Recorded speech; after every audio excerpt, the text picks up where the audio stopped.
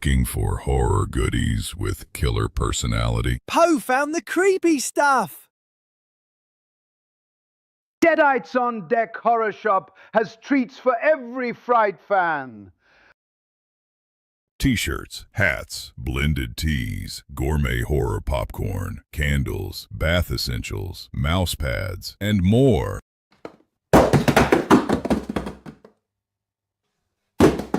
Oops, I'm sorry about that.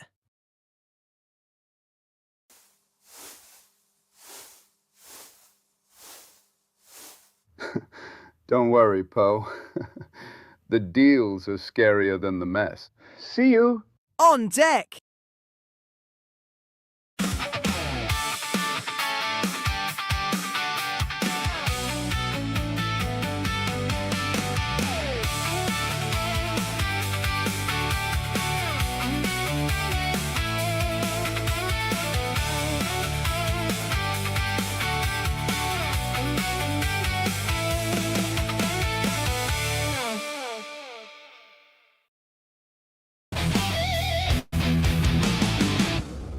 Hi, I am Ozzy the Wonder Squirrel. Don't forget to watch Evil Dead Chick on Deadites on Deck on YouTube. Oh, and subscribe, man.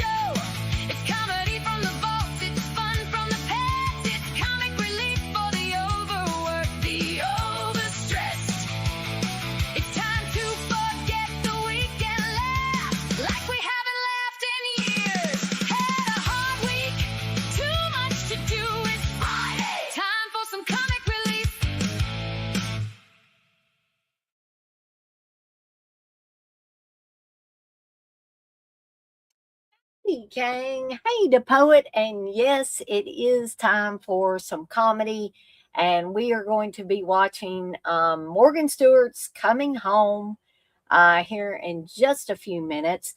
I do have the link for it on Tubi. I'll be watching it in the commercial version of Tubi because I'm back here on my tablet, and I'm going to go ahead and tell you guys and gals. What in the world? I'm not sure what happened there. All right. There we go. I accidentally turned my camera on the tablet. But I have mine on Tubi. It is an hour and 32 minutes. Yes, you are correct, the poet. I have mine where the Lionsgate logo is showing, and it's 18 seconds in on Tubi. So for those of you that are going to be watching along, if you want to go ahead and get it queued up, I'll blab for a little bit and give y'all a little time to get queued up, so that we can pretty well stay synced now, because the commercials pop up on people's devices at different times. We may have to work together to get synced back up. So, but that's okay. We will make it through. So, again, we're going to be watching Morgan Stewart's Coming Home from 1987. If you read the description for it, it says a free-spirited teenager attempts to get back in touch with his overly conservative parents after returning home from years away at a boarding school. Okay, so this is a movie I ran across by chance many moons ago, and I really enjoyed it. Because not only was it one of those teen comedy movies, and it has John Cryer in it, but John Cryer is the main character, and he plays a guy that is really into horror. And I've always been really into horror, and so that was really fun for me. Yes, yes. John Cryer is from Two and a Half Men. Yes, and Pretty in Pink, and many other things. He played Ducky in Pretty in Pink. If you ever seen Pretty in Pink, Pretty in Pink was always one of my favorite teen films growing up. So um, I probably, unless I get a bee in my bonnet about doing something on Saturday, I'm not planning on doing anything tomorrow, but Sunday um, should be doing a positive renegade um, at 8 p.m. Eastern time if all goes well. We're talking about poor body image and how to cope with that. And also should be the debut finally of Evil Dead Chick's Tiki Bar, which will be pre-recorded and will drop at some point on Sunday. So got two things planned coming up for Sunday. So you guys and gals can look forward to that. Now, I was hoping we'd have several people in here for this, but there's a lot of people out of town going to Living Dead weekend.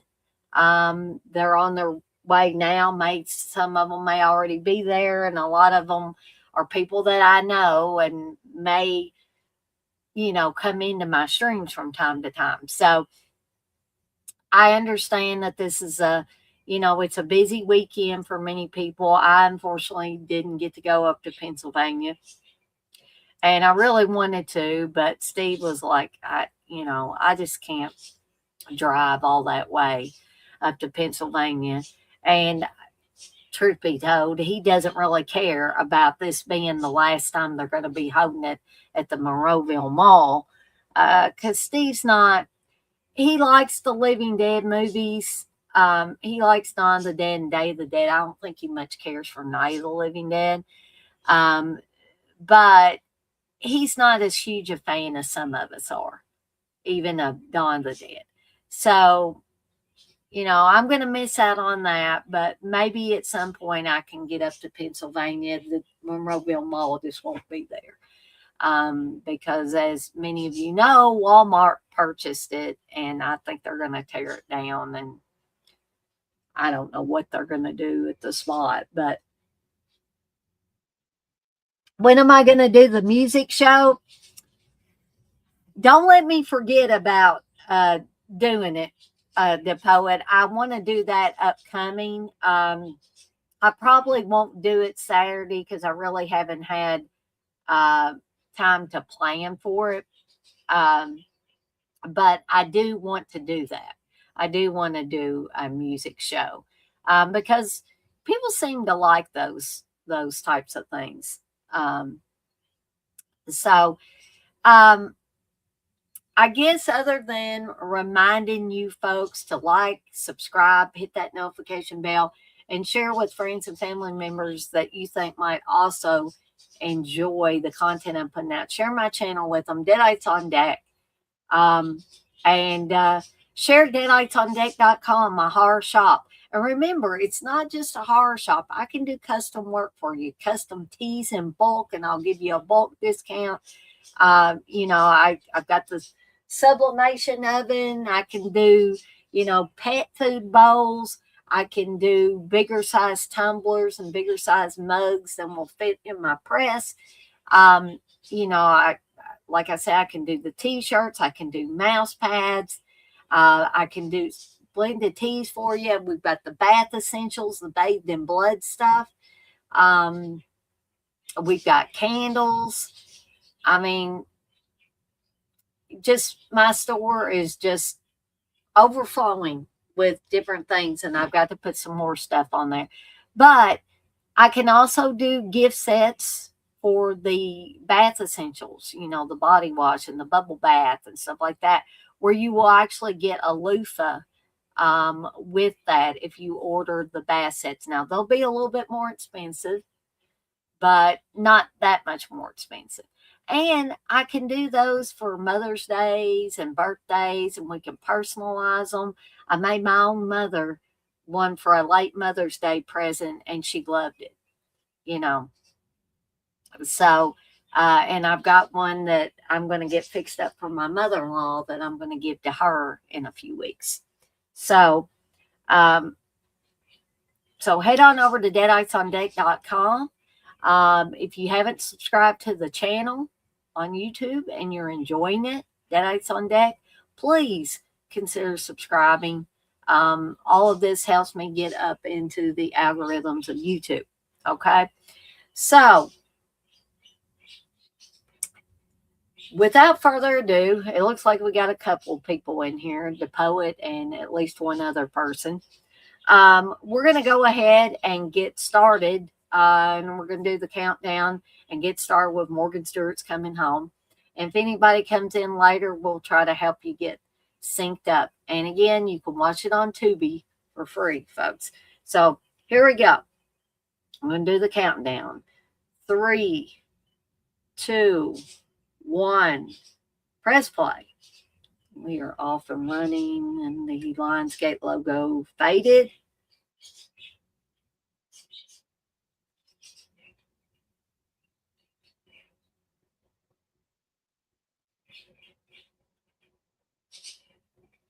And the first thing we see when it comes on is a zombie poster. I tell you, Morgan Stewart has some cool ass stuff here.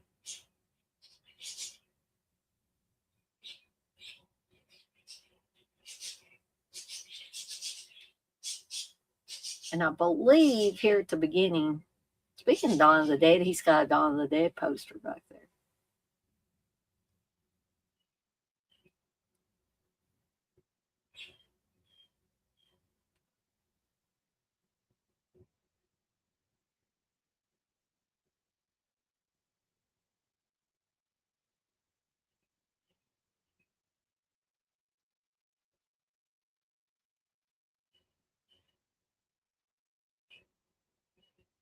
Okay, and I just turned the... Oh, golly.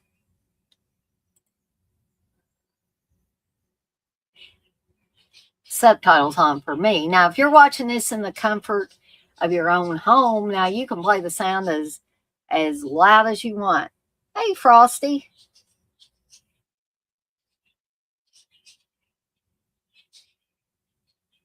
Frosty, we are having a watch along for Morgan Stewart's Coming Home. This is the premiere of a new show I'm doing called Comic Relief Fridays. That's going to take place hopefully the second Friday of every month. And we're watching Morgan Stewart's Coming Home, and I have a link at the beginning of the chat for it on Tubi if you want to watch along.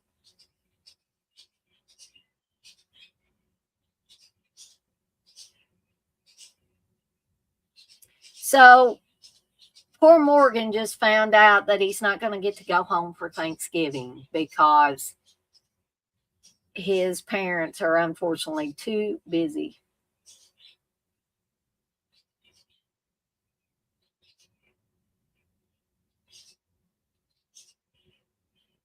Oh, that's fine. And you can just come in and hang out if you want to as well. Thank you for the like.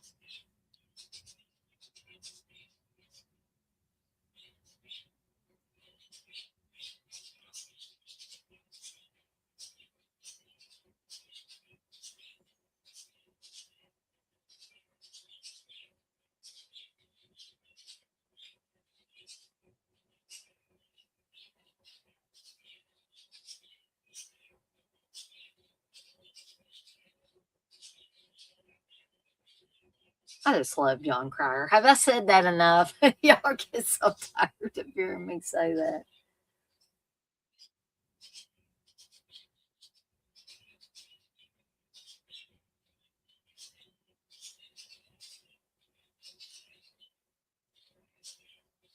The original Evil Dead is your fave? That's awesome. That's my favorite horror movie of all time.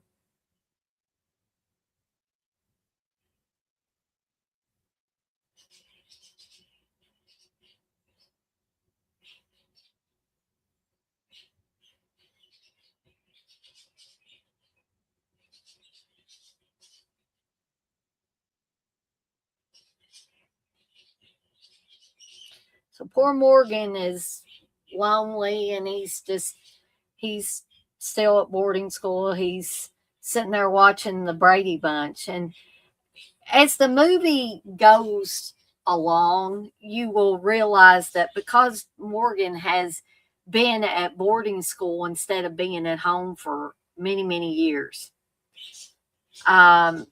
he thinks this is how families really act. And he thinks, the way to win his parents over is to clean the house, because he sees the Brady kids actually cleaning the house for their parents.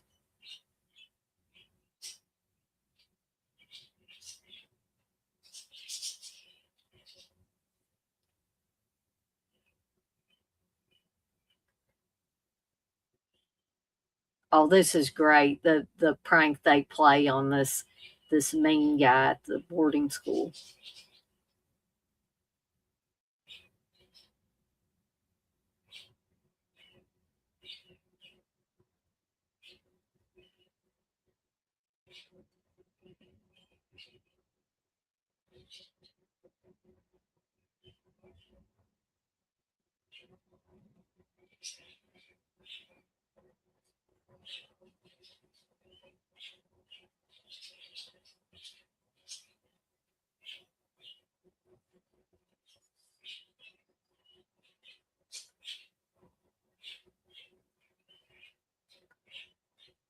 I bet y'all can guess what they're going to do here with that hose. Because they basically sealed this guy's room up.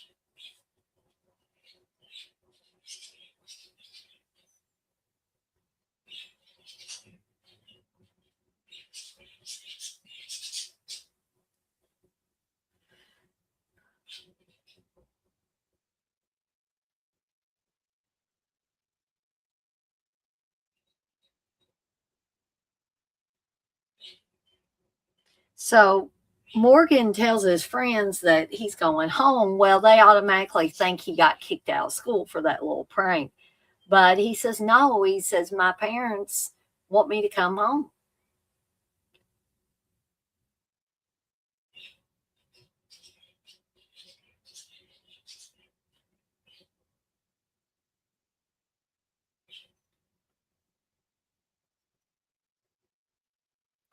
So he tells his friend, I haven't really been home with my parents since I was 10. I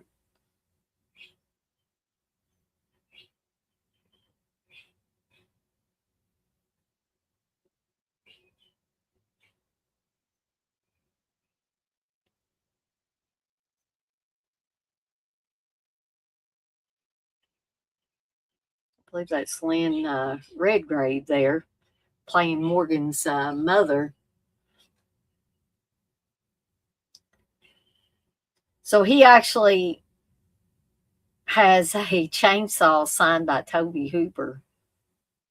I mean, this guy is like your consummate horror fan here.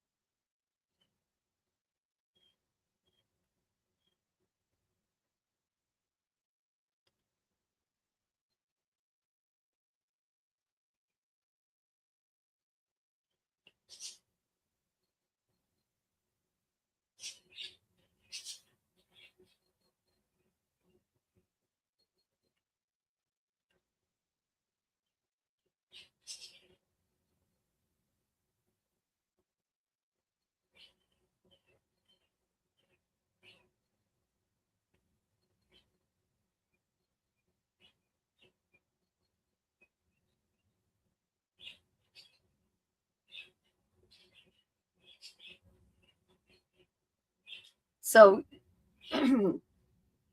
because Morgan has been at boarding school since he was 10 and his parents really haven't seen him, she isn't even sure what Morgan looks like now. And she just walks into the showers where there's all these naked guys and she keeps looking for Morgan.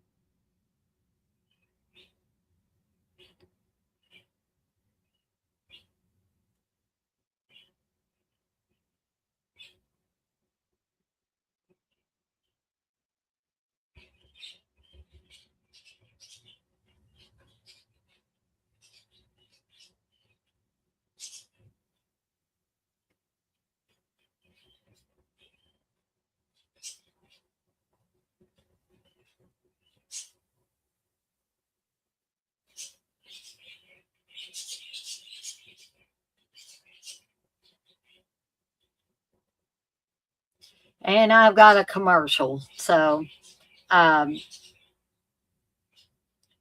you guys that are watching along may or may not have a commercial here. So um,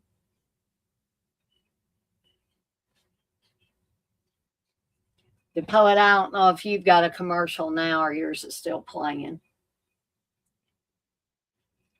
I'll tell you where I'm at after this commercial.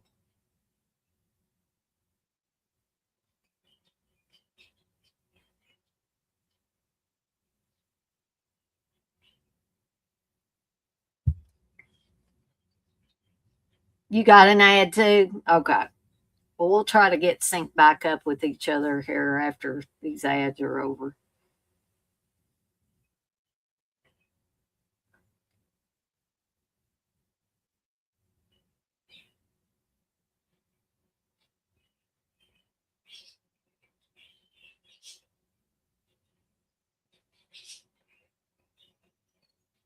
I think my ads are almost over here. Okay. So I'm back to the boys painting the curbs, and the helicopter is taken off with Morgan and his mom. They painted so long on the road. Yeah, I think that's about what I had, 3 or 4.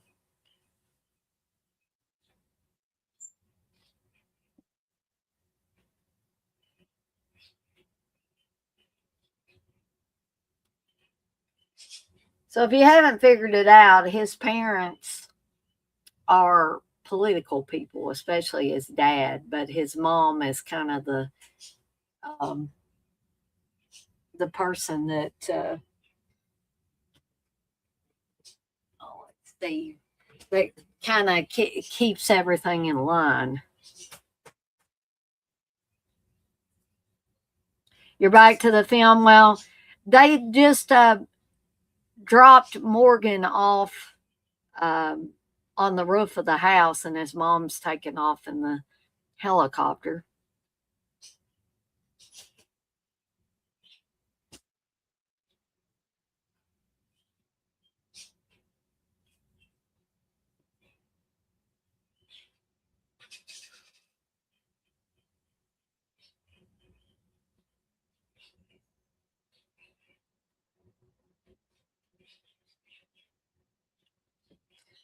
So poor Morgan, he's looking for his dad.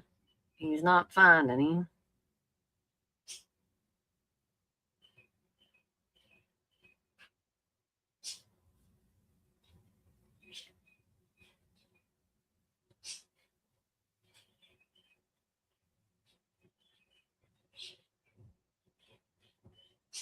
I like that line. He said, "This must be where they keep the iguanas." My iguana would probably like this with all these plants.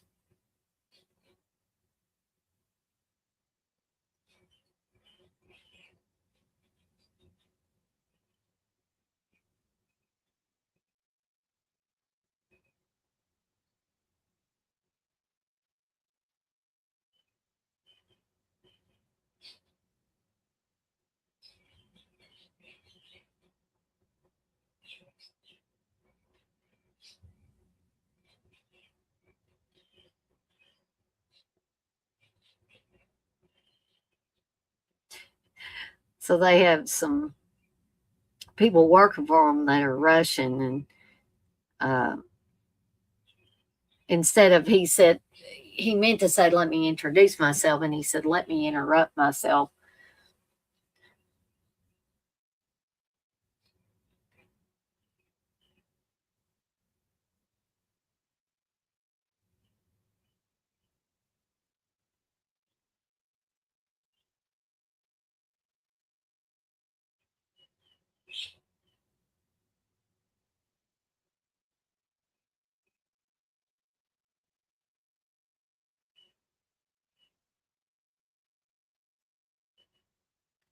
So as we can see, Morgan's going to have to make some major changes to this room.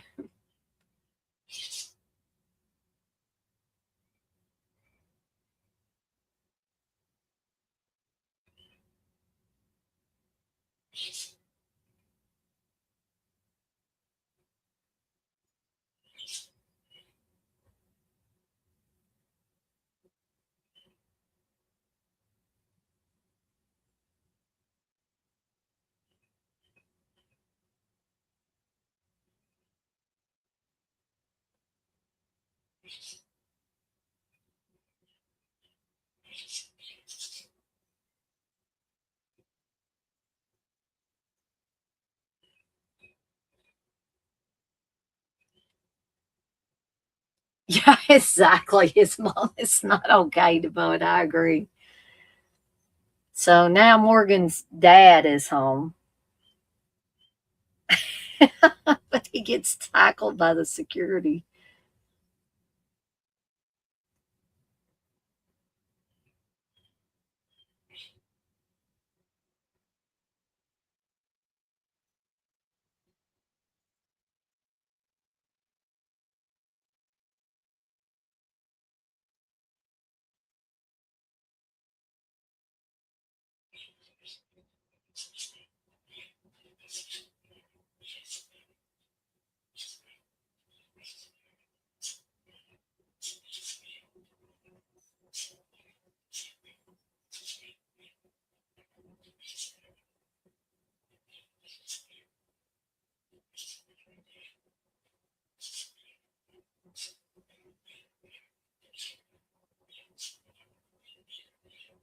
So Morgan's father is a senator.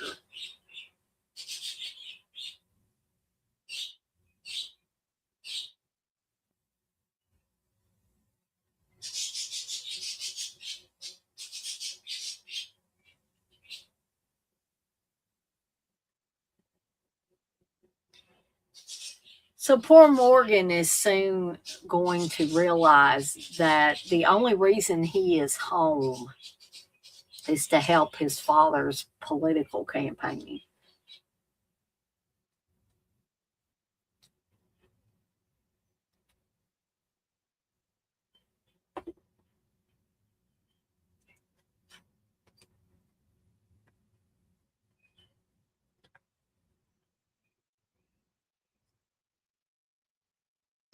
And his father's behind in the polls.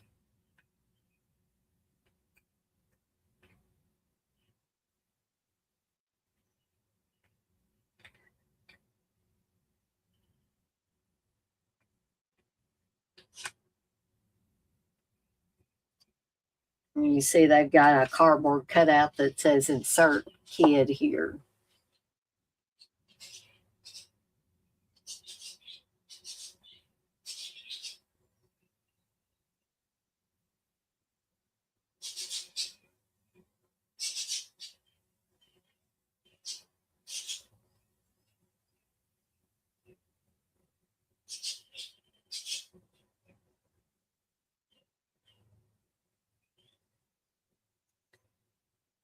And they're trying to encourage Morgan or force Morgan to date a certain girl that when he meets her, he's obviously not into her.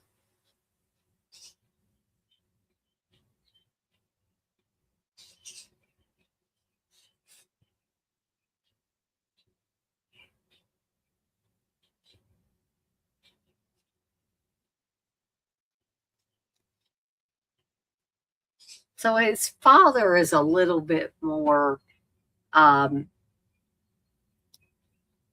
willing to see humor and stuff, but his mother is not. His mother is all business.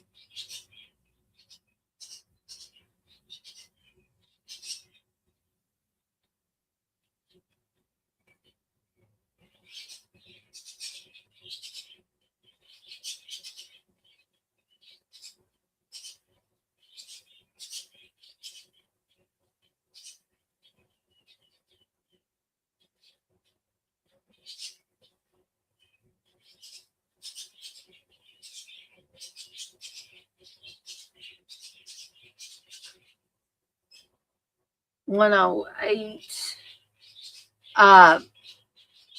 I'm 20 minutes and 28 seconds in. They are at this political party, and poor Morgan's getting introduced to this blonde chick who he's not interested in at all.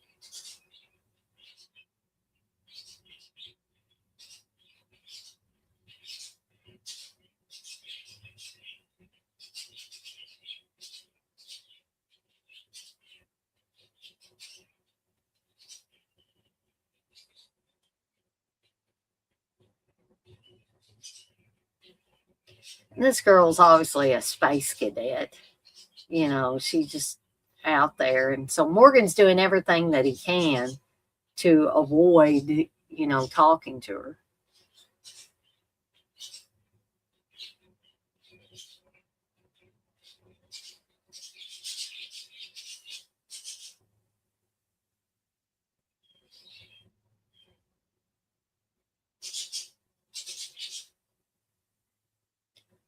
Yeah, I apologize to Poet that, you know, because of the commercials in Tubi, we're gonna, every time we have a ad break, we're probably gonna have to help each other get synced back up.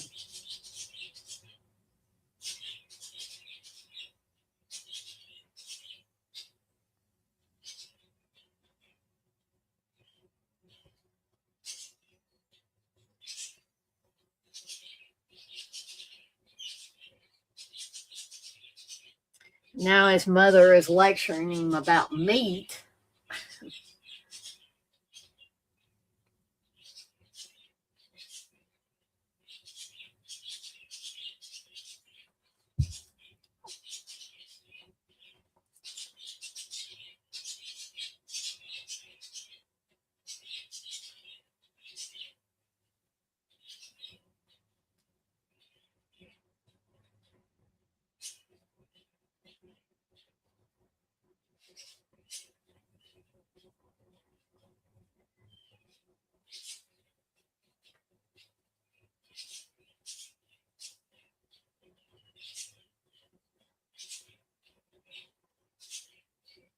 And so all his mother wants to talk about is about that Heather that, again, he has absolutely no interest in.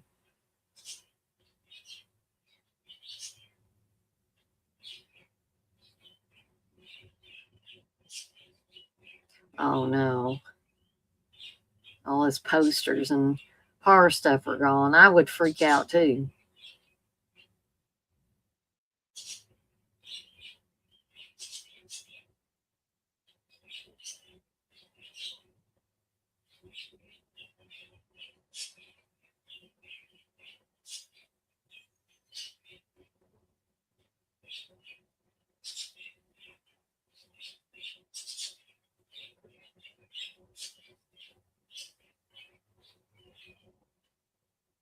His mom calls them pornographic posters.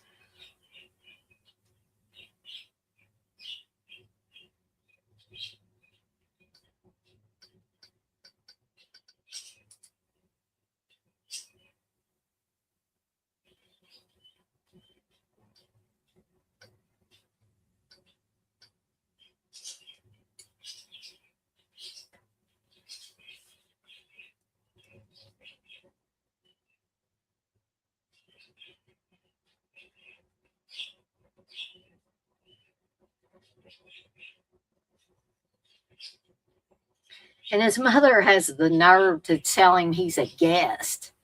And he says, I'm not a guest, I'm your son, which shows how out of touch really both of his parents are.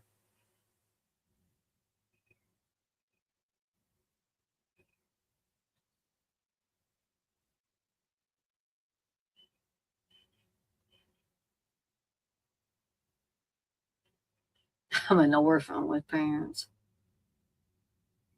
What kid hasn't felt that way at one time or another? You know, you've heard kids say, I must be adopted. I'm nothing like my parents. So this is where Morgan is, he's trying to figure out what he's doing wrong. What does he need to do to connect with his parents? And this is where he's actually watching the Brady Bunch episode where the kids are helping to clean the house. And that's where he gets the idea, oh, that's how I can make them proud of me. I'll clean the house like the Brady kids.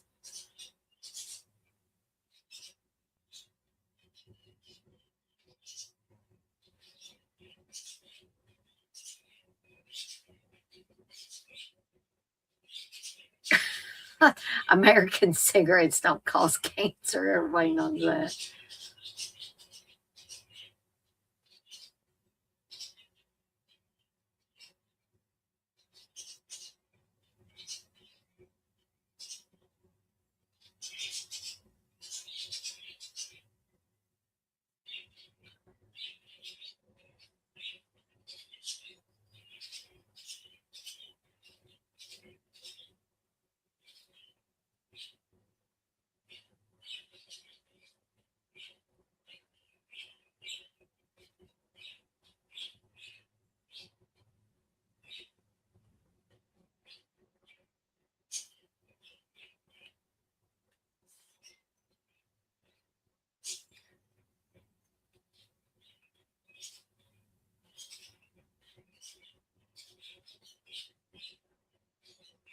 Well, he's got a lot of suds there. He's putting a lot of wax on them.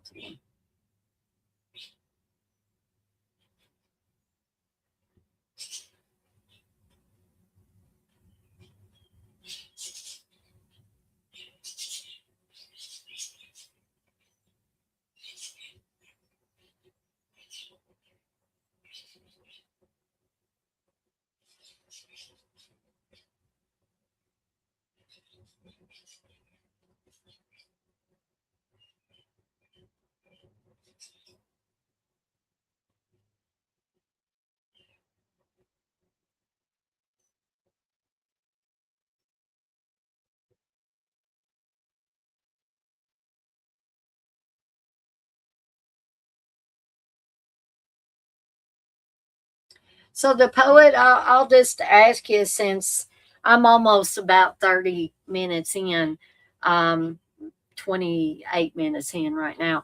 Are you enjoying the movie? Do you think it's funny? You know, since you're the only one really that's in the chat right now, I just thought I would ask. Oops.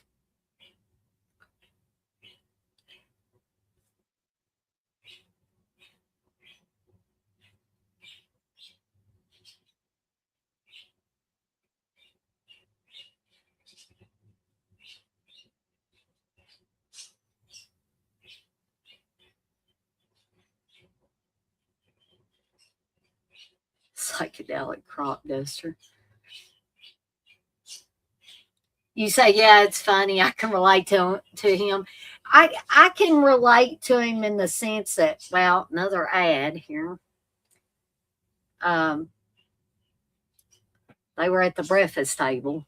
Uh, so I can relate to him in the sense that because I was a horror fan and still am a horror fan, but I was a horror fan growing up as well. And I always felt apart from everybody. Now, my parents, my mom especially, always liked horror films. Not so much anymore now, but she used to. But a lot of other people in my small town, they just didn't get that, I was that into horror movies. So I can relate to him on that level.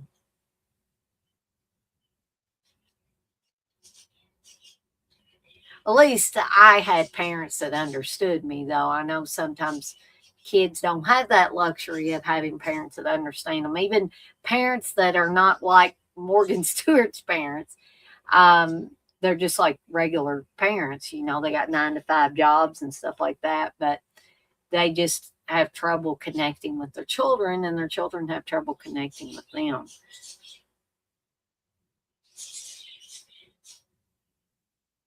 All right, so now we're back to the breakfast table.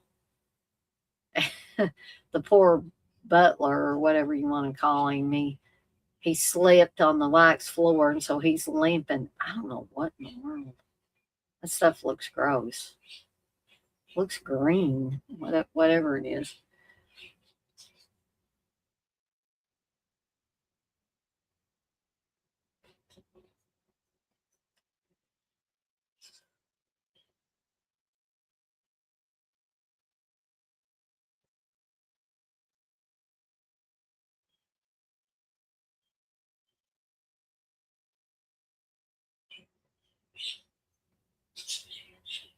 And you can tell that Morgan's visibly upset because he wanted to go see a Redskins game with his dad.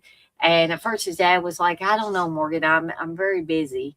And then his advisor is like, oh, we could get some mileage out of that. And you can see how sad Morgan is, because all he wants to do is, do father and son things with his dad and not have it all be some sort of agenda.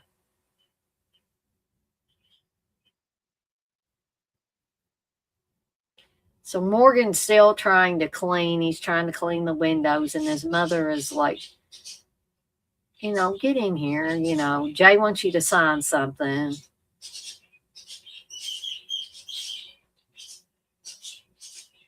And she said, the Stewarts do not do chores, and they especially do not do windows.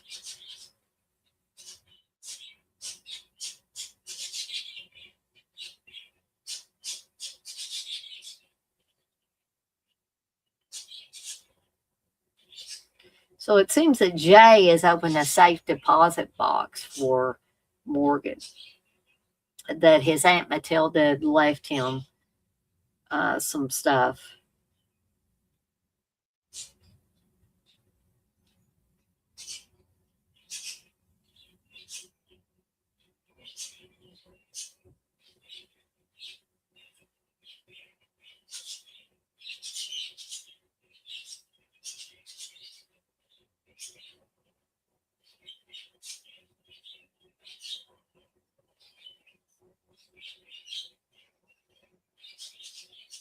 Soybean tartare, that sounds gross.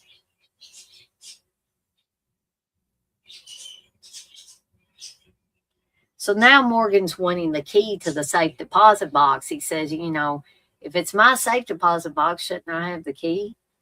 And Jay's like, what? You don't trust me? I don't trust this guy. And I'm watching the movie.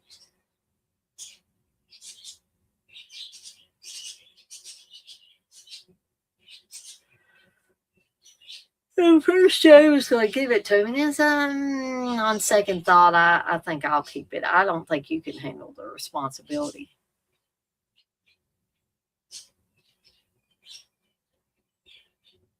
Okay, so his mother tells him no more chores, and I want you to go get some suitable clothes, and I want you to go with Ivan. So they're going to go to the mall.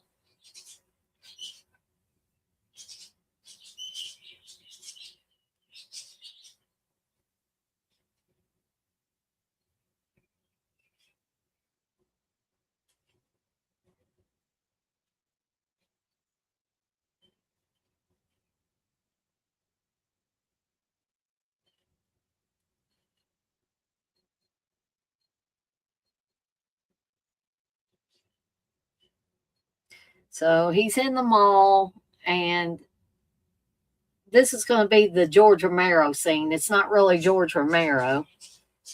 So Ivan tells him you got 1 hour.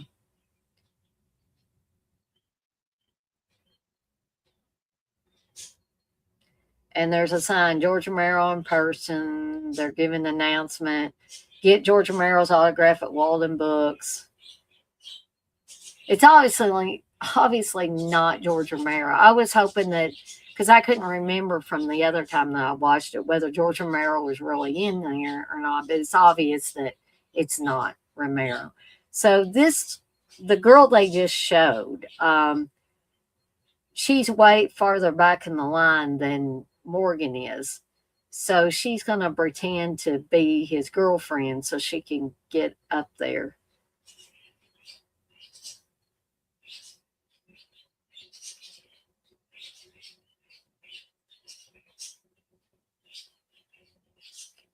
And he's going to find a kindred spirit with her.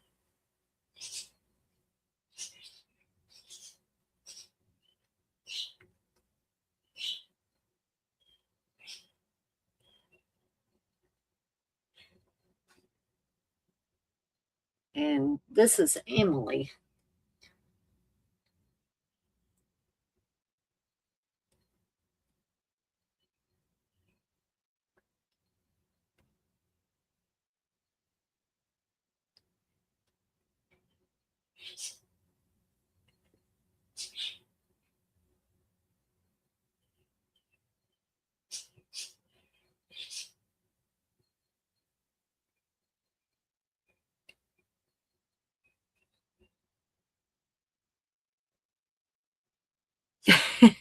Right, the poet.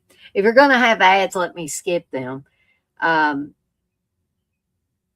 only reason I can think that they won't let you skip them is because that maybe is where they get their funding or something like that. But because Tubi actually has a lot of different movies.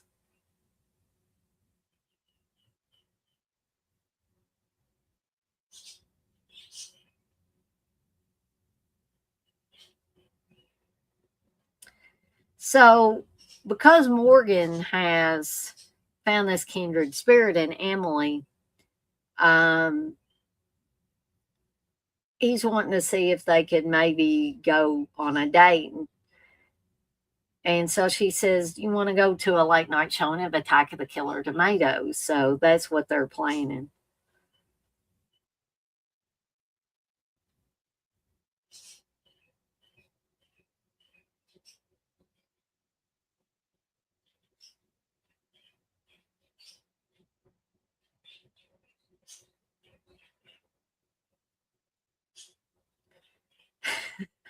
I like this scene where he comes home and the door shuts on him, but he's doing this song, he's in love. And I think his mom thinks he's lost his mind or on drugs or something.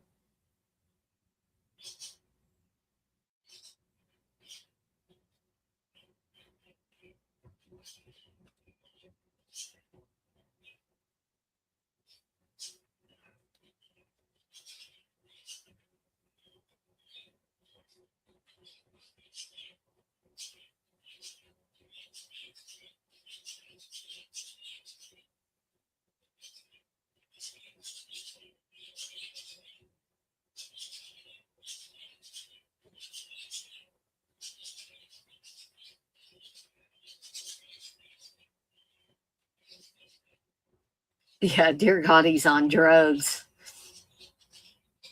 So she's had a doctor sent for. I think his mom is on something. Yeah.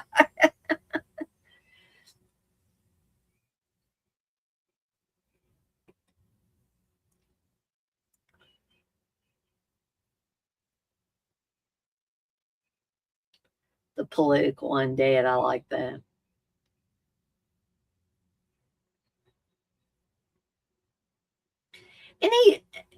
And Morgan describes things just like a horror fan would, He says, basically she acts like I'm some sperm that bit through her her womb and like a piranha fish and stuff like that. Who else would say things like that other than a horror fan?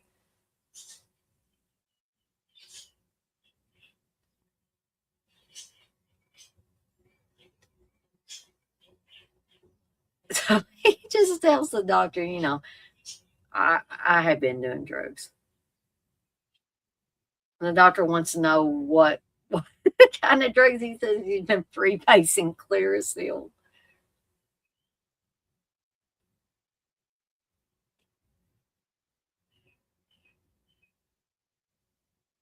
So the doctor just says this is all part of adolescence. He just wants to know if there's a hormone shot.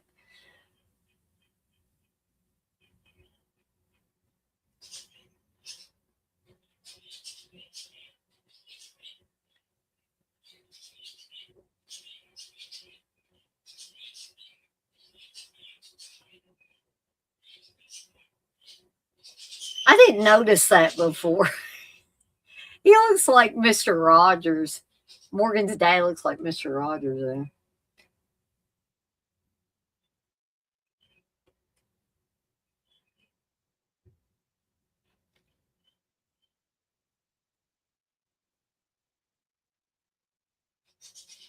I'm ahead of you now.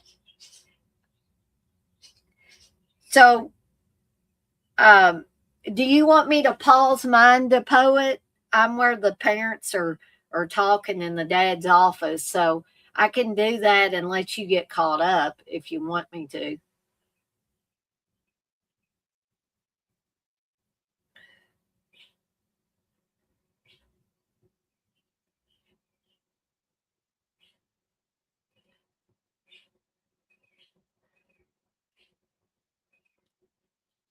I'm not sure how far ahead of you I am.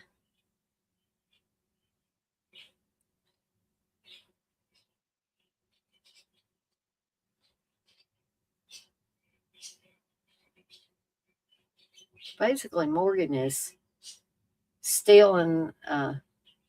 Give you a timestamp. I'm at 40 minutes, 32 seconds.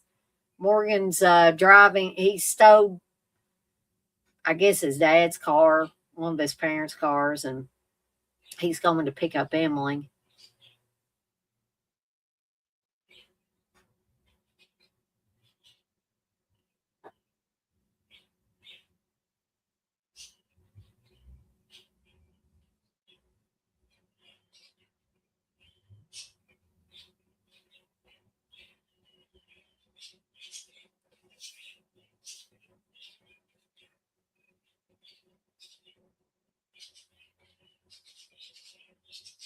So apparently, well, we saw the Santa Claus in the mall, and there's Christmas lights and stuff. So it's taking place at Christmas time right now, which when he was still at boarding school, there was, the Thanksgiving scene. Emily's little brother is gonna, when they're sitting at the kitchen table, he's gonna keep repeating that Morgan stole a car, and nobody really pays attention to him, but it kind of freaks Morgan out here in a little bit.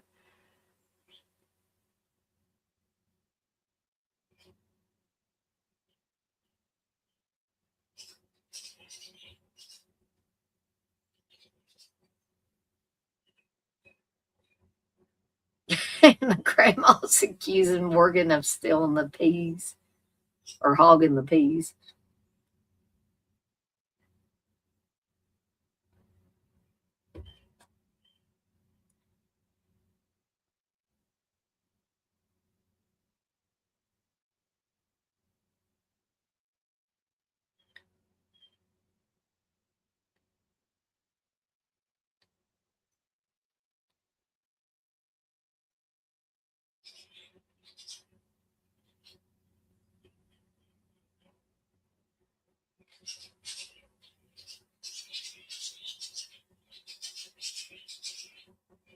I used to crimp my hair like Emily's got hers there. We probably fried our hair doing that back in the day.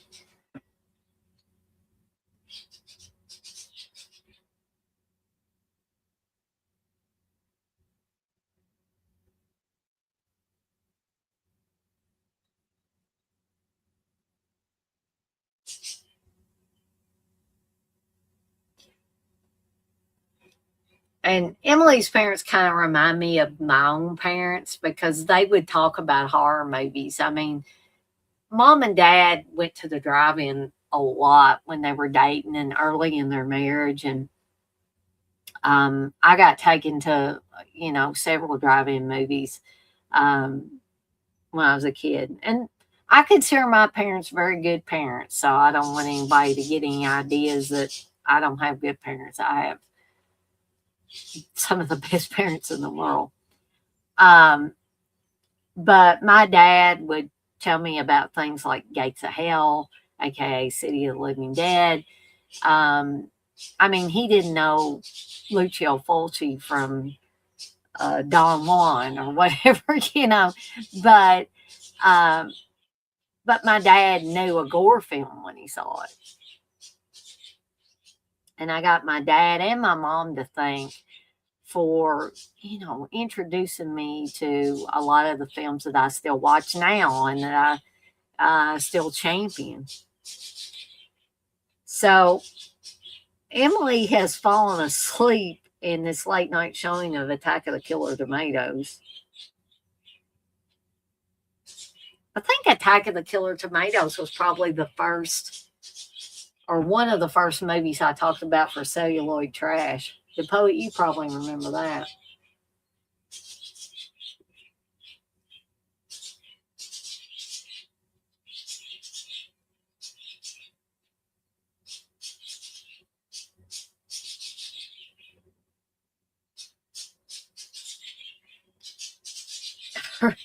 I remember this part too in the movie.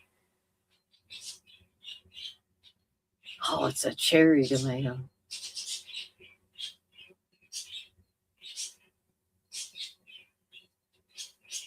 Ah, daggone it. I have for opioid addiction.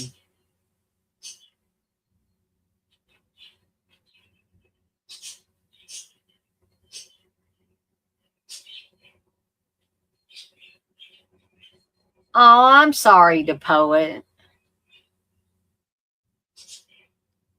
I mean, do you still want to hang around? Because I've got you might have a chance to get caught up because I've got another ad right now.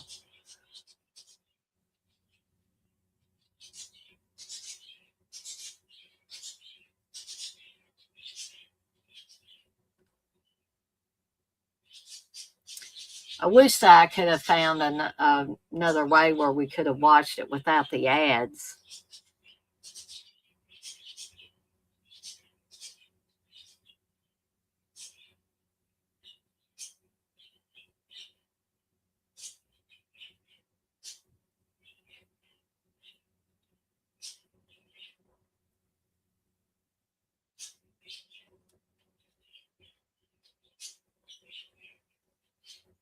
I'm glad you're willing to stay around.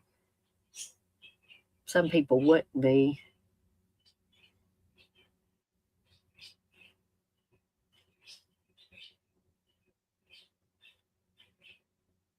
Okay, so we're back to they're leaving the movie now. For anybody that wants a timestamp, I'm 45 minutes 43 seconds in.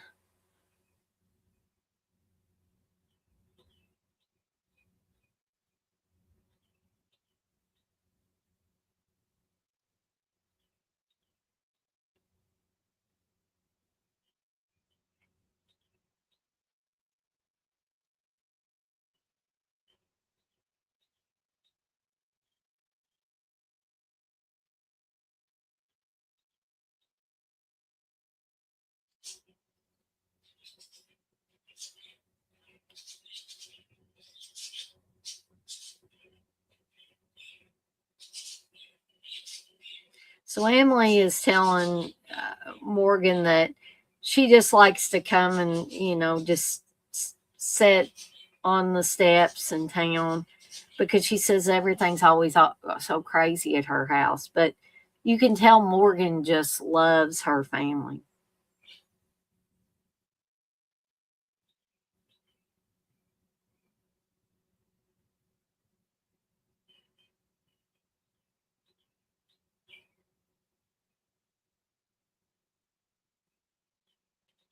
And Morgan tells her that he used to do his homework in a cemetery, and everybody thought he was weird and called him Morbid Morgan.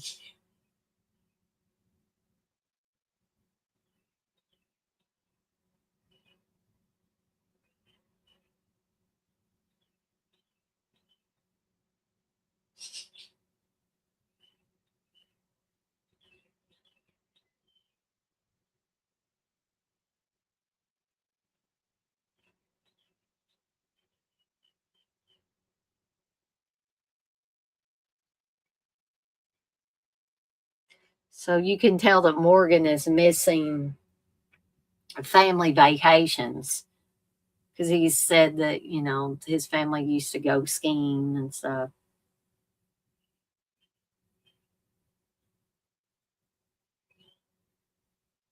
So Morgan's telling Emily he's going to teach her how to ski.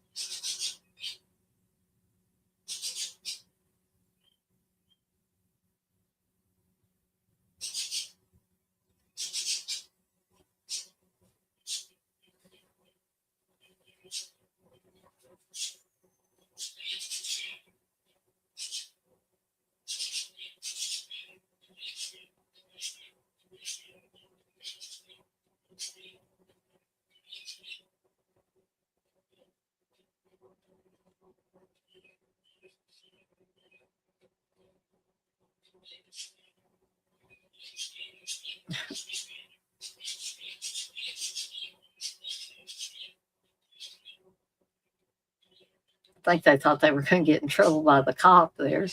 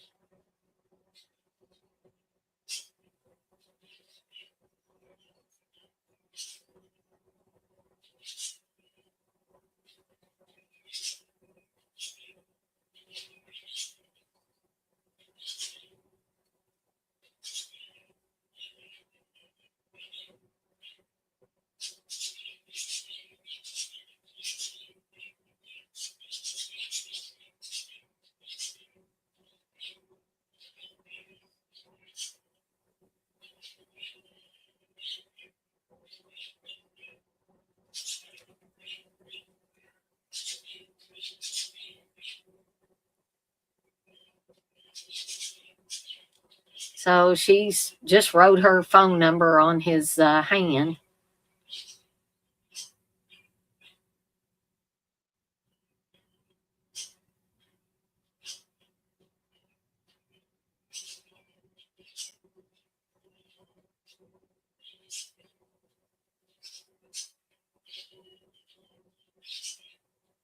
Oh, Morgan, don't kiss the phone number off your hand.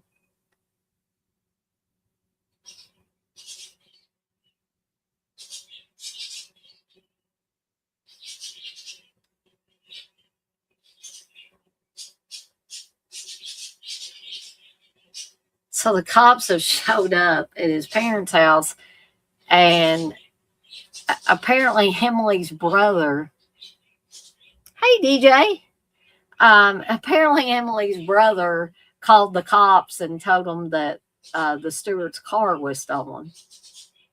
Oh no! And now he backed into the cop car.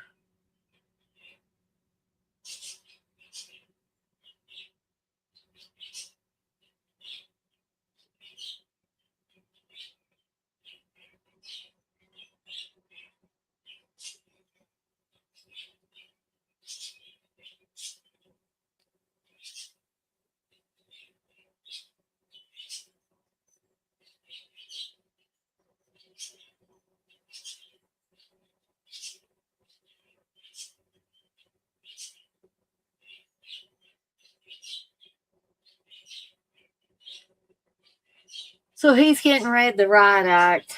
But of course, his father says, it's not the end of the world. That's where I say his father's a little more stable.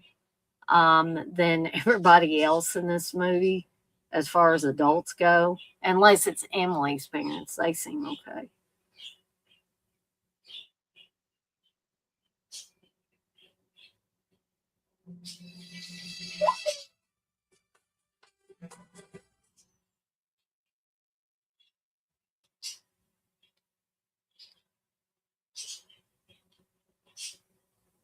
Another spam call, I tell you.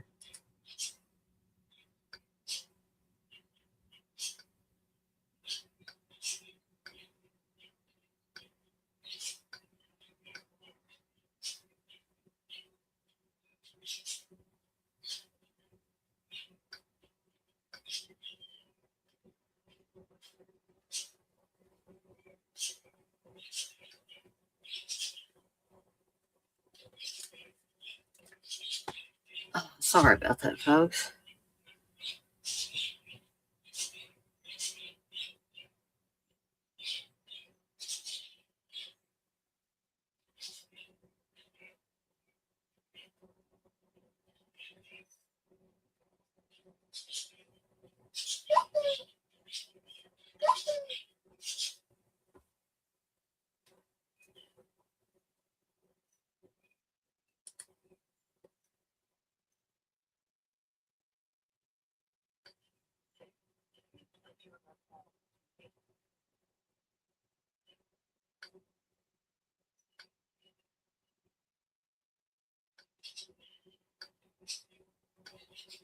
Okay.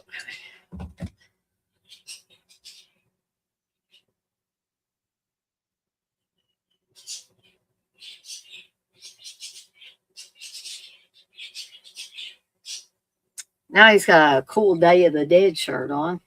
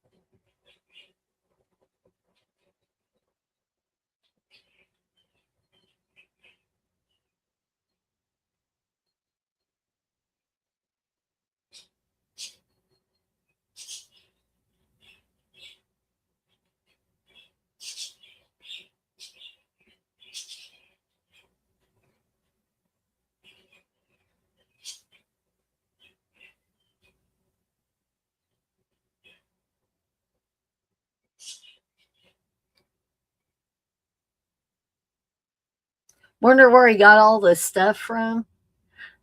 I don't know. I don't think it's actually said.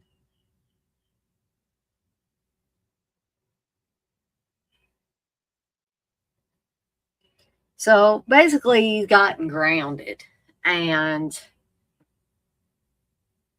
he was supposed to go out with Emily again.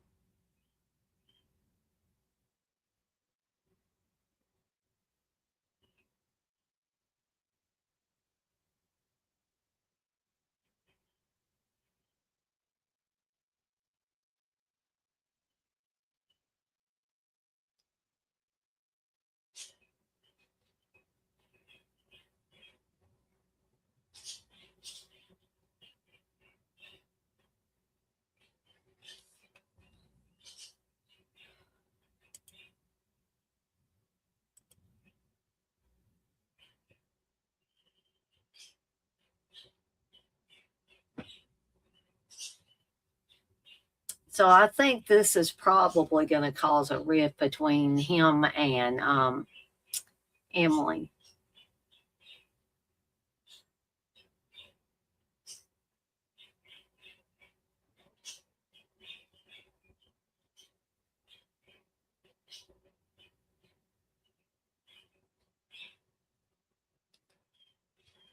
How old is John Cryer in this movie? But this was 87.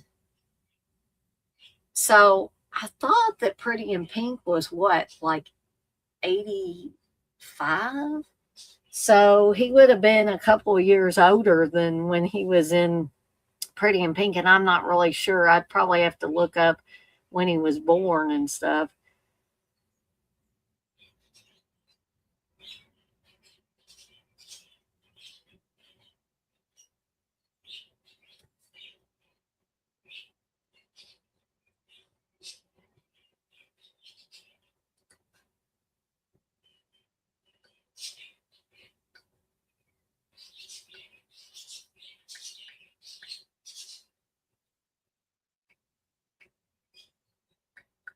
Maybe computer this. Let's see.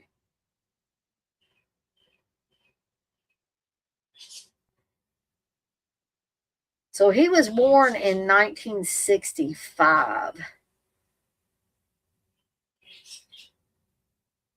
So I guess he was what, 22 when he was in this?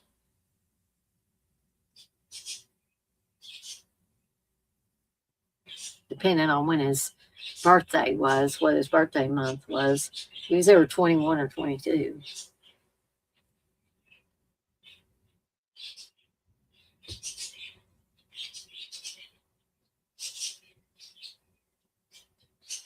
And he's 61 now.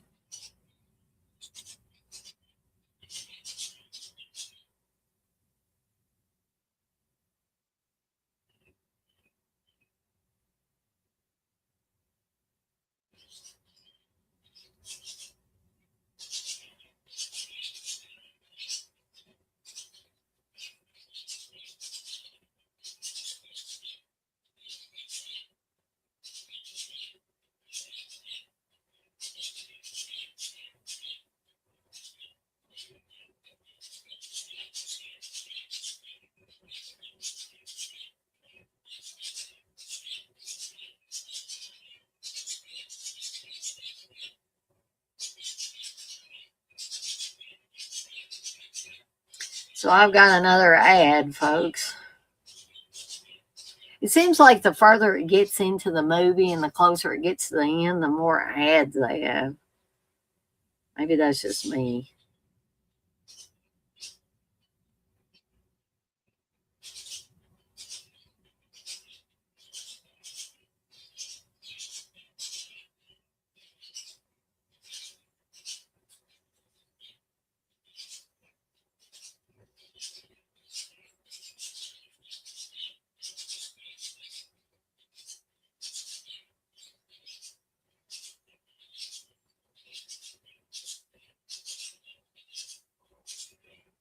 I never heard of Bob's Discount Furniture. Can't believe I'm actually watching these ads, paying attention to it.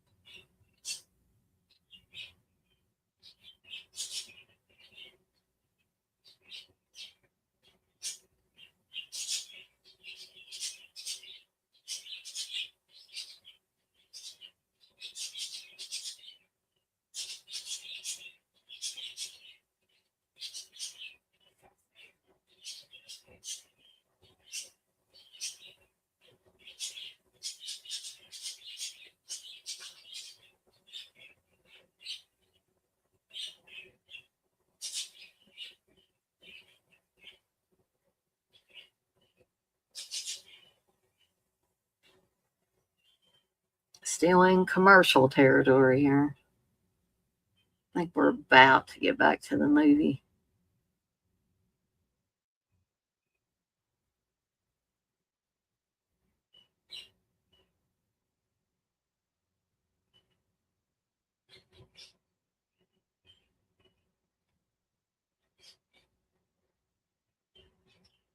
Now we're back.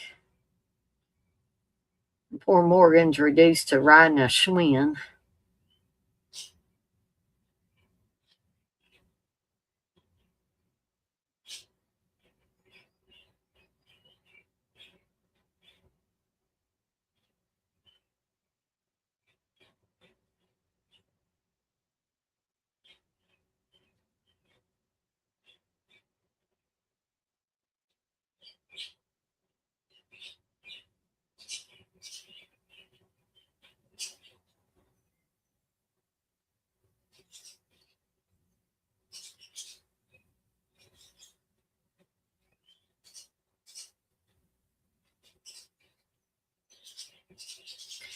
So we are at the point where we're almost, 32 minutes from the ending of the movie.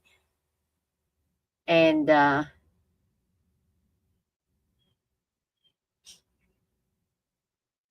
think Emily's just, yeah, she showed up at Morgan's house.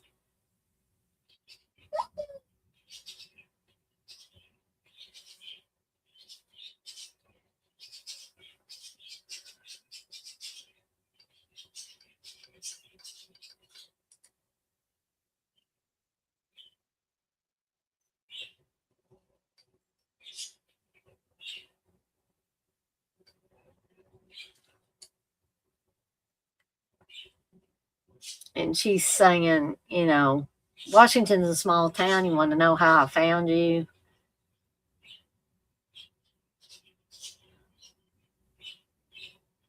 And there's an ad with Morgan with his dad.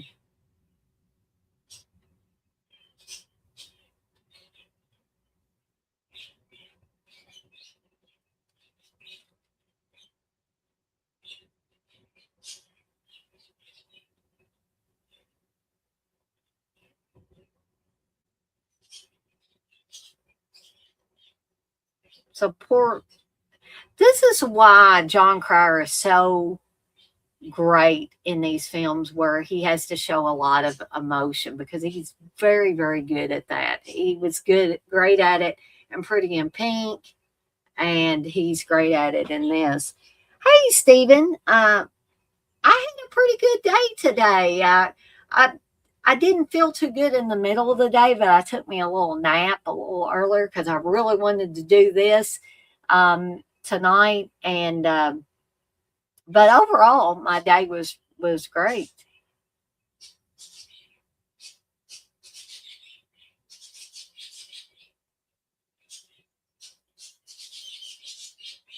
Oh yeah, it was silver dollars that his Aunt Matilda left him.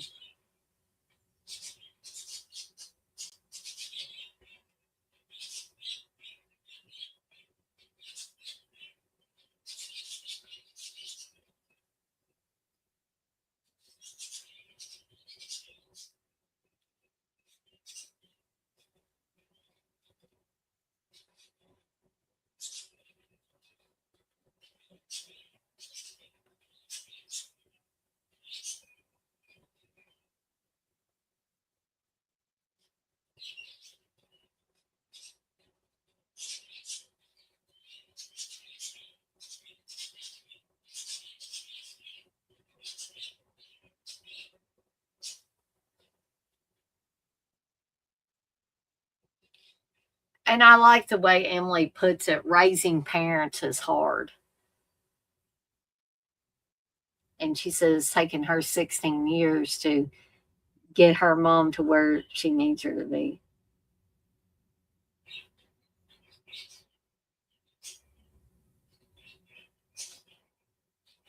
Uh-oh. Fell in the fountain.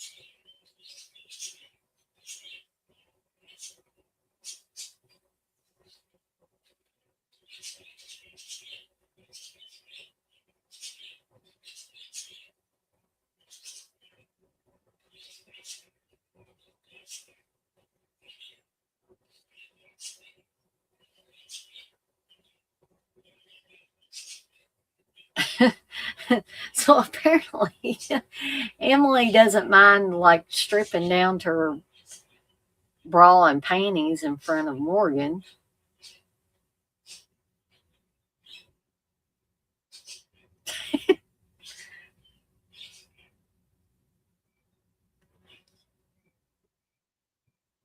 And he's over there saying, "Thank you, God. Thank you, God."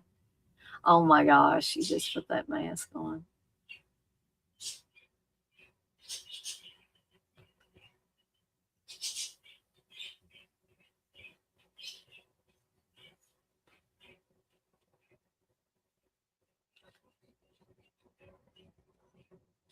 Something tells me they're probably going to get caught in the shower. Yep. Oh, dum da da dum. There's his mom.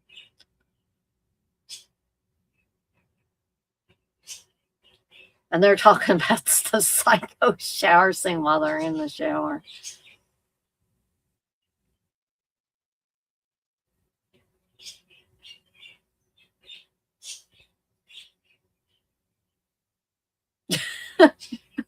It's great.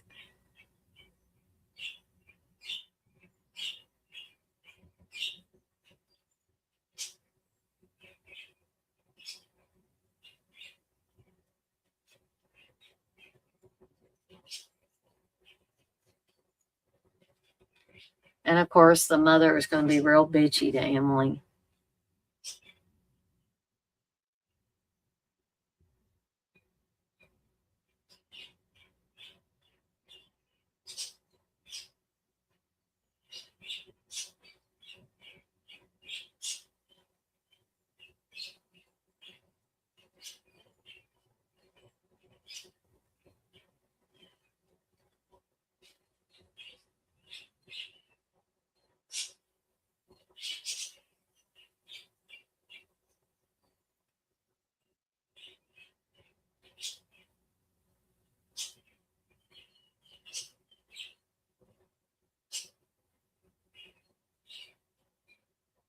I think it may have really been cold out there because you could see his breath.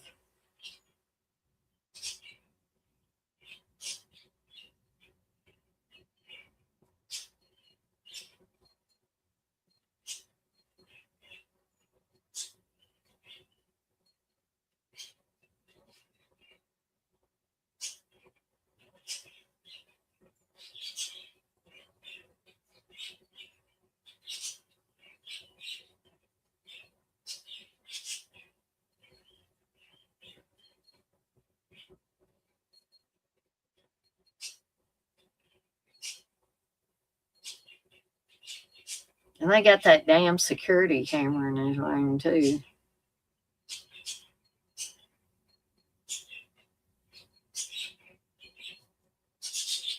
I don't think he just took care of that.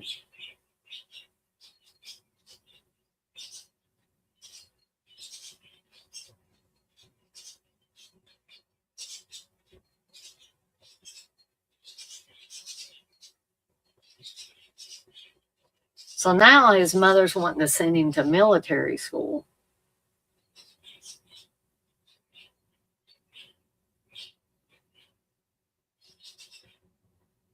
Oh, Jay knows where to send him.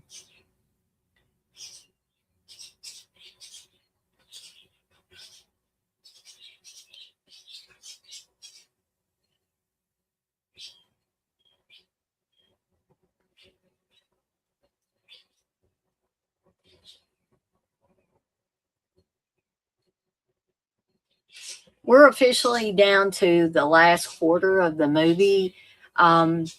Again, apologies for those of you that were trying to watch along with me on Tubi, and the ads unfortunately caused us to get out of sync.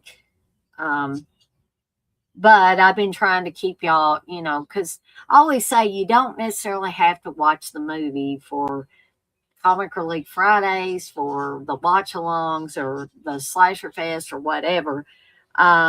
Because you can just come in here and hang out and you can listen to me talk about the movie. And there may be a time when you want to watch this on your own, which I hope is the case with the poet. Oh no, the military school. I guess they've come to take Morgan to military school.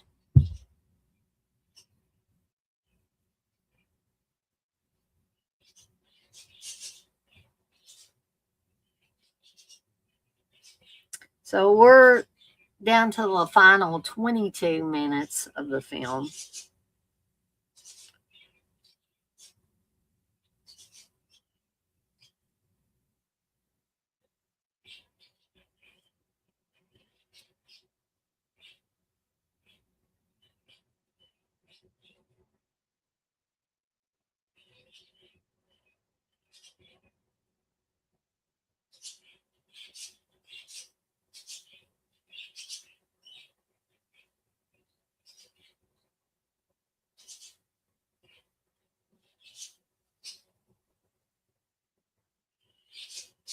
Oh gosh. It's a good thing you kept that chainsaw signed by Toby Hooper.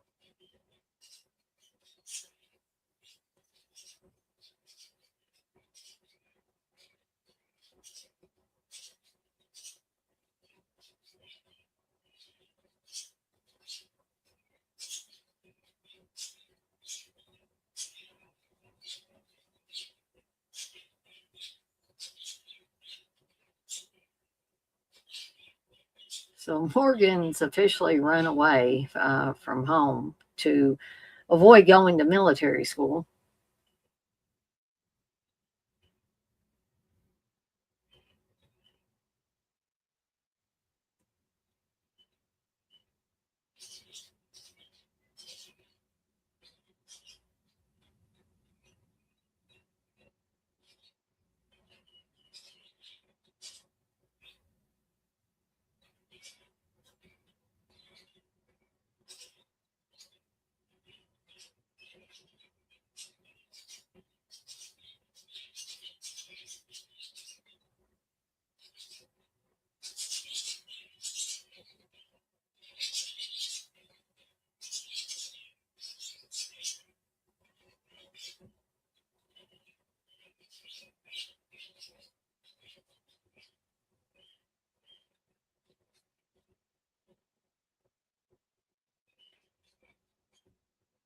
So he's finally coming clean to Emily that he was sent away to boarding school when he was 10, and uh, that his parents never really wanted him around, or at least his mother never really wanted him around until this political campaign. He says he went through 8 schools in 6 years, and then all of a sudden they want him to come home. It was a joke. They didn't want him.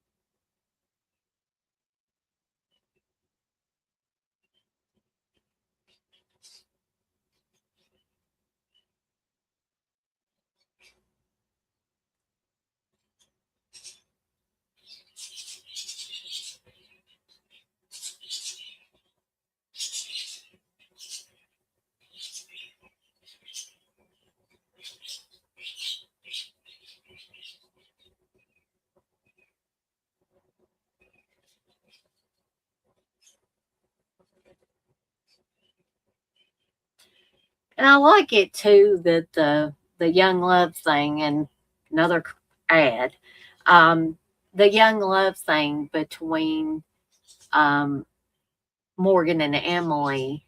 Um, it seems real, but it also doesn't seem dramatized. It doesn't seem sexualized, even though they were in the shower together. They weren't completely naked or anything like that.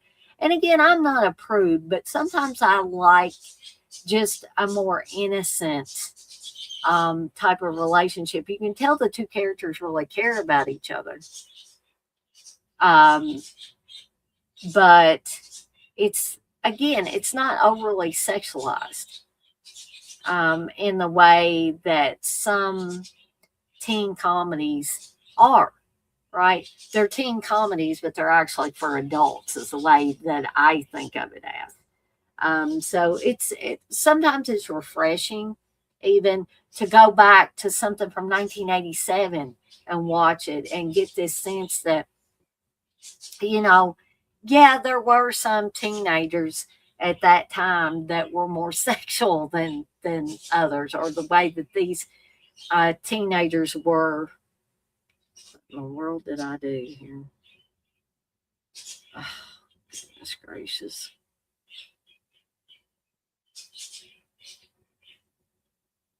I hit a button on there.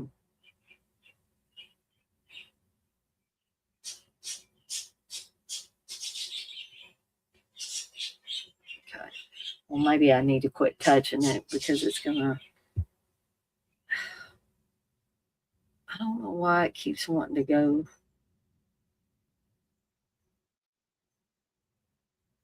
To ads. I can't get this thing to. But anyways, um, I'll have to wait for this ad to be over with, I think, before I do anything. But anyway, what I was saying before I accidentally tapped my screen was that sometimes it's refreshing to go and just watch these movies that are a little more innocent. Some people may say that's fake, but I don't think so. I think it's just showing you another side of teenagers.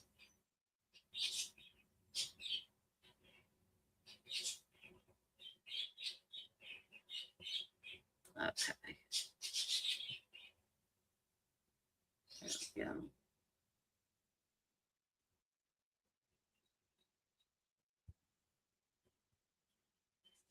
I guess I can't expand this now. I don't know what I did to it, but I'm going to have to quit messing with it.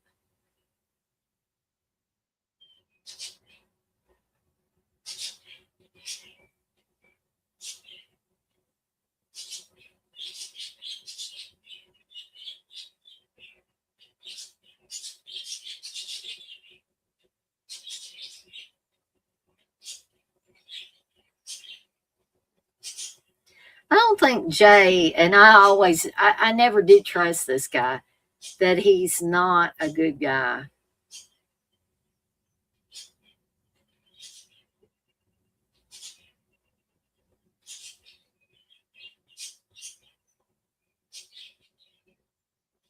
So Morgan has had Emily take him to the bank because he's going to try to get his hands on the stuff that his Aunt Matilda had left to him.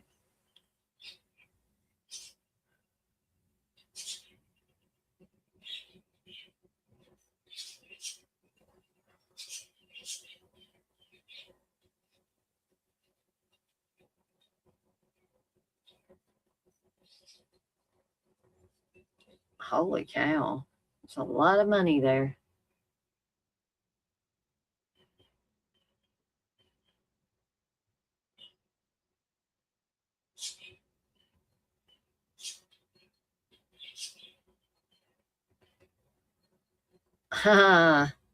Jay, you shouldn't have done that. Put $500,000 in there.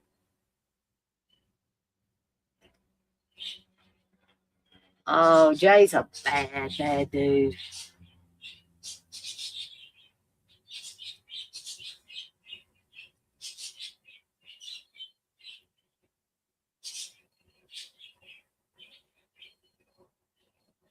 So all along, he was planning on stealing the campaign money and making it look like the Stewarts were doing a money laundering scheme. But he didn't count on Morgan getting access to his deposit box, safety deposit box.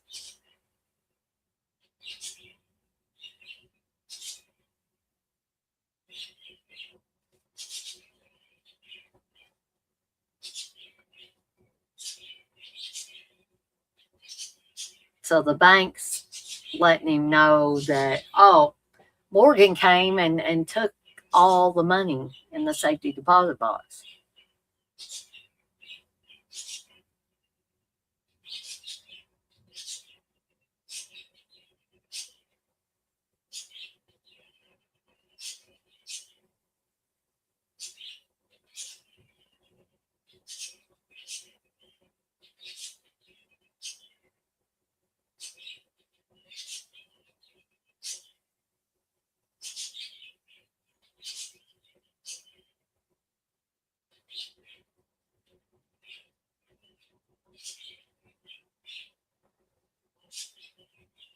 So Morgan has found the receipts and stuff like that. So he's gonna find out what Jay did.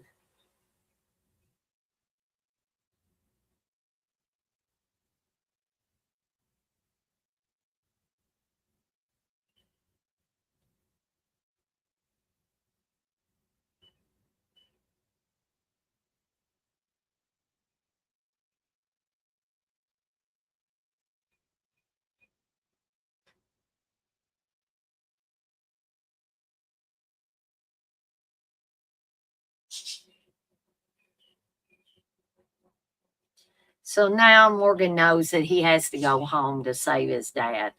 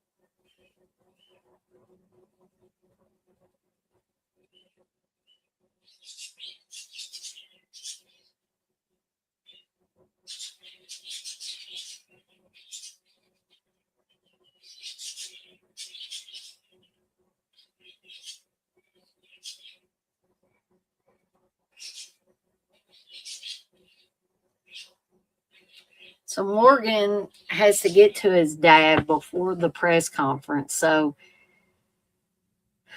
he's got to kind of go in disguise so he can get past certain people.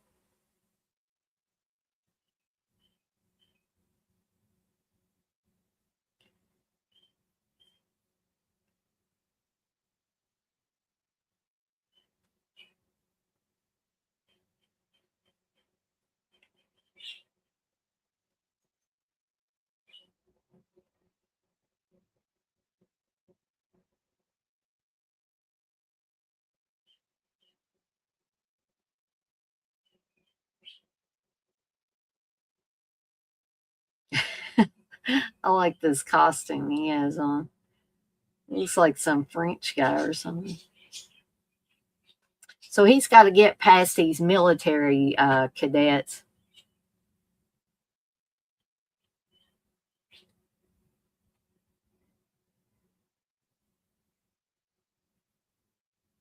DePoe said, "Are you going to see Whistle?" Yes, that's the real name.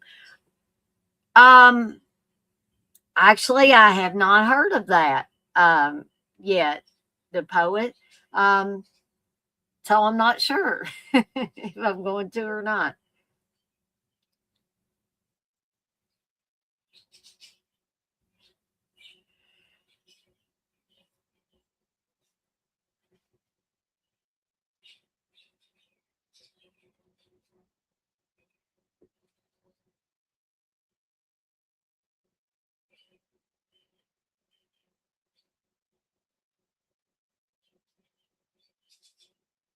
So we're coming up on the final few moments of the film. If you have been watching along, even just a little bit, I hope you have enjoyed this film. I've really enjoyed going back and rewatching the whole thing again. Like I said, it had been many years, and I found out it was on Tubi, and I'm like, I'm going to check it out again. And it was just really, really nice to go back and rewatch it. And I'm enjoyed, sitting here discussing it with you guys and gals that have been in here.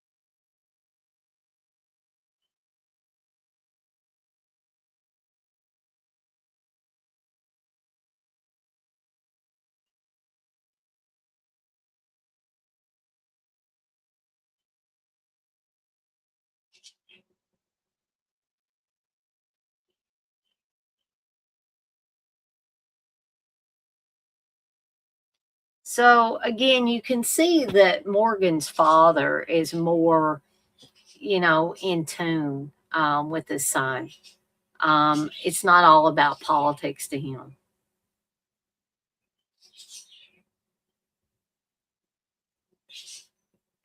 But you can also tell that Morgan's parents care about each other.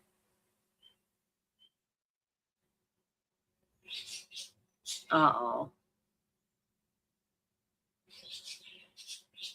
Jay and the cadets have caught him.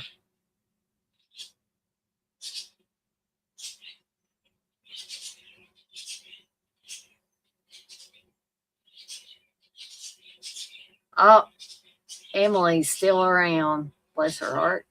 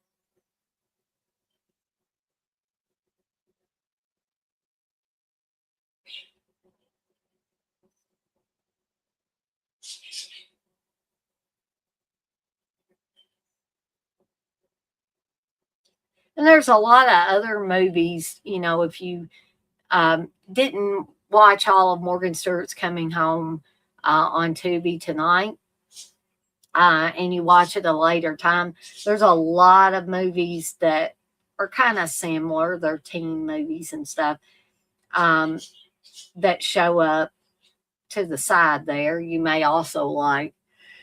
So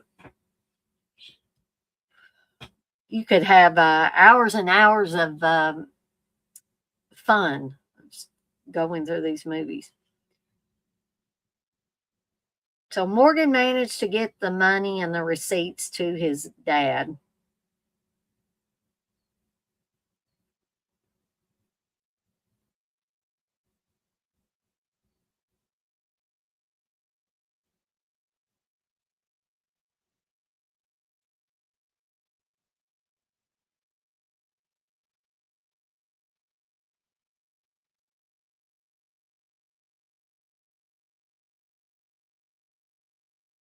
No, they're gonna Jay and the general are gonna end up in the fountain.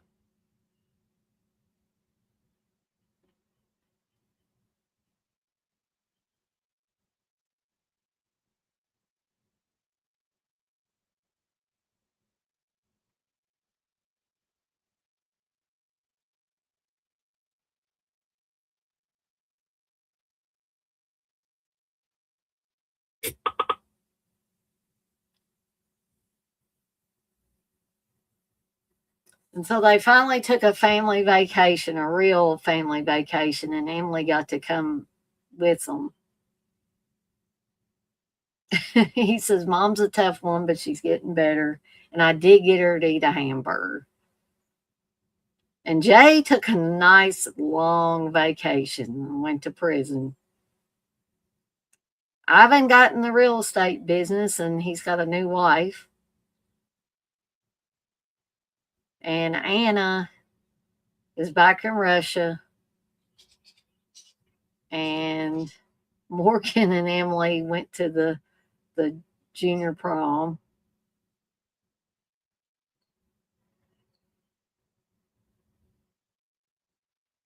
And his dad did win the election. Mom got on the cover of People and he got his family.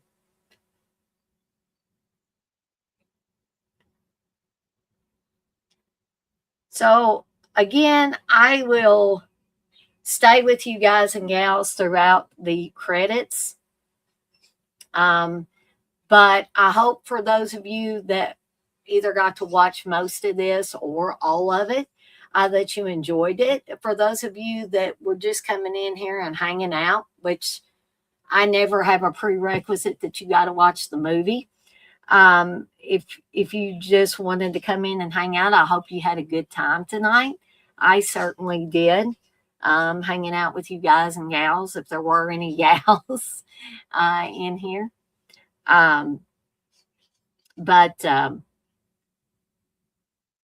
again, if you didn't get to watch all the movie, I hope that hey, Foz, thank you for the birthday. Belated or not, I appreciate it. Like I told everybody, turning 50, it made it a lot easier on me with all the nice birthday messages people sent.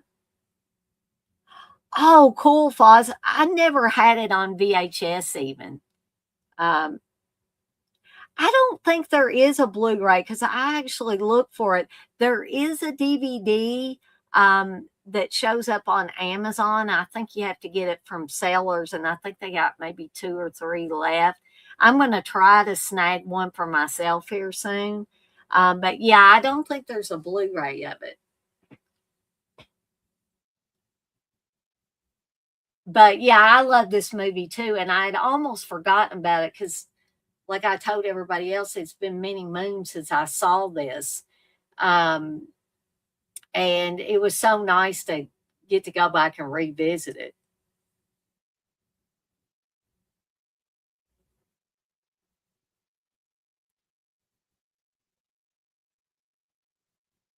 Yeah. Yeah, you're exactly right. You say, I remember the DVD is part of that cult classic series with a bunch of others like Chud and Class of 1984. Yeah.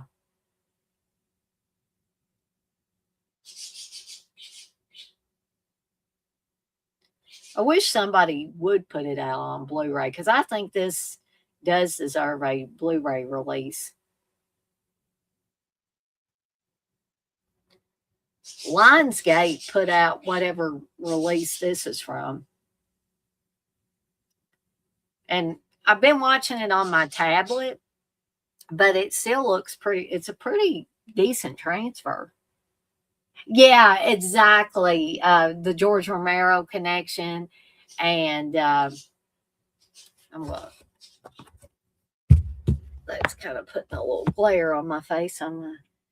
Yes, it would be a great Vestron video release.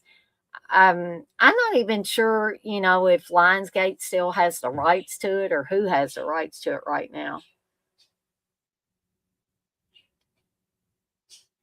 Yep, right. You say a lot of the others from that series were released that way. My best friend is a vampire. Yep, exactly.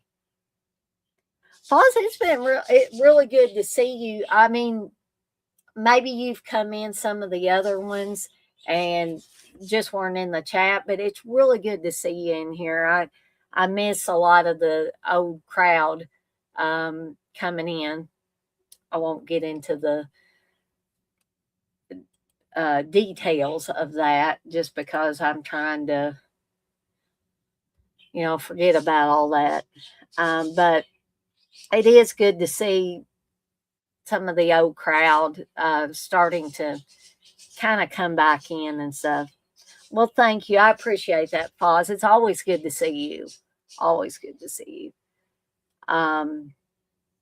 But I guess I'll go ahead and tie things up because I've got a few things to do tonight before I call it a day or call it a night or whatever. But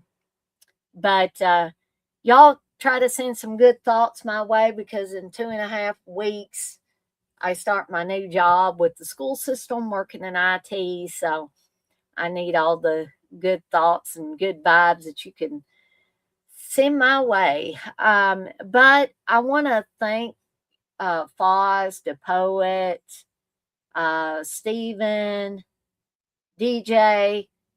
Hope I haven't forgotten, and Frosty. If you're still in here, for PMA coming your way. Awesome. Thank you, Foz. I appreciate that a lot. But I want to thank all you guys for being in the chat and keeping me company in the chat as we watched or just hung out as some of us watched Morgan Stewart's Coming Home. It was nice to go back and revisit this film from 1987 that I consider part of my youth. Positive mental attitude every day. Yep, exactly. We need that, especially nowadays. I think everybody needs that. But for those of you that maybe didn't feel comfortable getting in the chat or you were watching the live stream on a device where you weren't able to chat at the same time, but you were watching along, I want to thank you guys and gals as well. And for those of you that either couldn't stay for the duration or maybe couldn't join me as I'm doing this live, but will watch this on the replay, I appreciate you guys and gals as well. What's next for this series? Well, I was thinking about that, and I'm thinking summer school.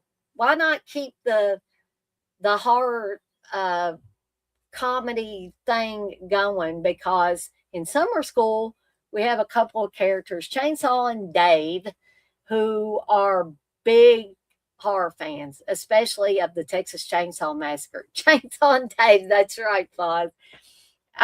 So I think in July, the second Friday in July, we should be doing summer school. So mark your calendars, folks.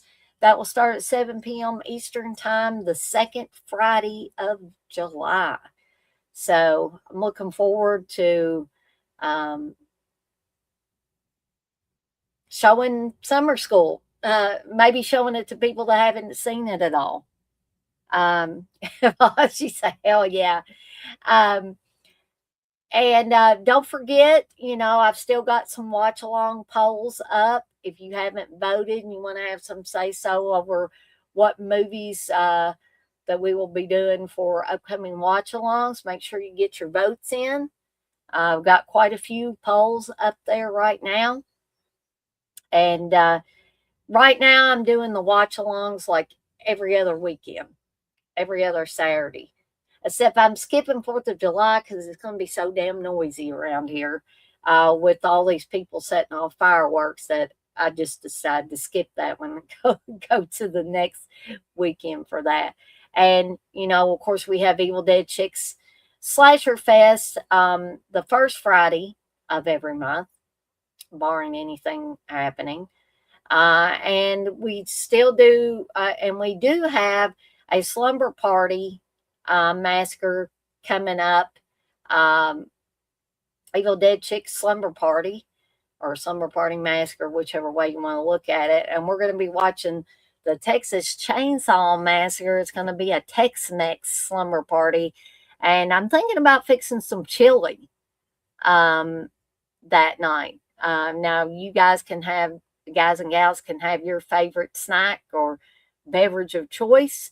And I don't know if I'm going to do anything this Saturday. I don't really have anything planned, but you never know with me. I might get a bee in my bonnet and want to do something. Okay. So never say never. But Sunday, I'm planning on having My Path to Becoming a Positive Renegade at 8 p.m. Eastern Time. We're going to be talking about poor body image and how to cope with it, folks. And also, be on the lookout for the first episode of Evil Dead Chicks Tiki Bar to drop at some point on Sunday, where I'm going to be making non-alcoholic tangy party punch. And this one's going to be safe for the kiddos. So keep a watch out for that. And then this coming week, hopefully all the programs you've come to love and know over time, especially for you regulars like the poet that come to just about everything that I do. And I certainly appreciate it. But I think I'm going to call it a night for tonight. I hope you guys have had a good time for the first edition of Comic Relief Fridays. I certainly did. It kind of gave me a little fun boost. But all good things must come to an end, right? So I'm off like a dirty shirt. This shirt ain't dirty, but I'm off like one. And I want to remind everybody, as I always do before I get off of here for the night, to be kind to one another and blaze that trail. Have a fantastic rest of your Friday night, folks. And I'll see everybody next time.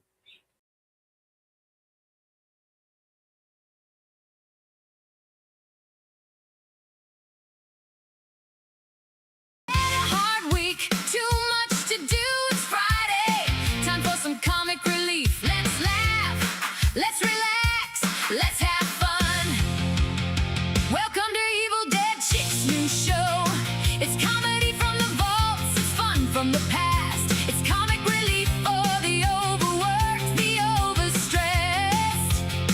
It's time to forget the week and laugh like we haven't laughed in years.